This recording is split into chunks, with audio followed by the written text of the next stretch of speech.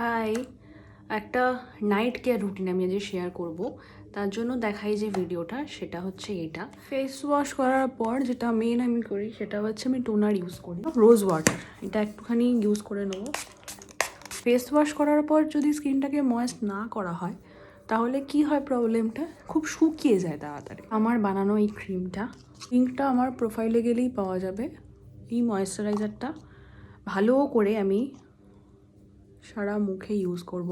Viral যে skin মাসাজার বা applicator, সেইটা কিন্তু খুবই ইম্পর্টেন্ট আমাদের ফেসের জন্য। স্কিনটা অনেক বেশি হাইড্রেট লাগছে, তো আমার গোল্ডেন দণ্ড এটা ওপেন করতে হয় কীভাবে দেখিয়ে দিই।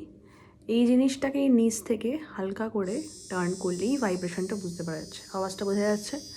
নাও অ্যাপ্লাই দিস এই এরিয়াগুলোতে, জাস্ট বাইরের দিকে করে একটা ভাইব্রেশন হচ্ছে, যেটা আমার পুরো নাও এটা যে এরিয়াগুলো মেইনলি আমাদের রিঙ্কলস হওয়ার চান্সেস রয়েছে বা ফ্যাট জমার চান্সেস রয়েছে সেইগুলো। আর এইখান দিয়ে জিনিসটাকে আমাকে নিচে নিয়ে এরকমভাবে, কপালটা এইভাবে, চোখের নিচগুলো এরকমভাবে বাইরের দিকে,